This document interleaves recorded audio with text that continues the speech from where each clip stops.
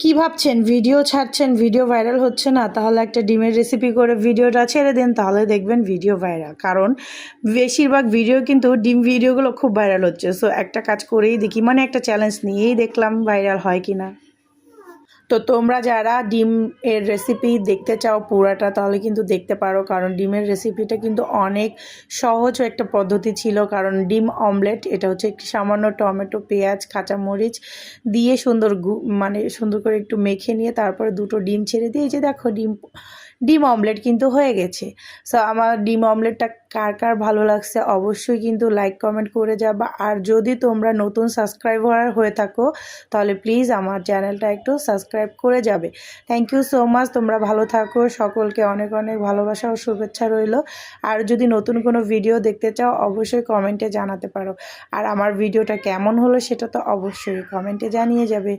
আর thank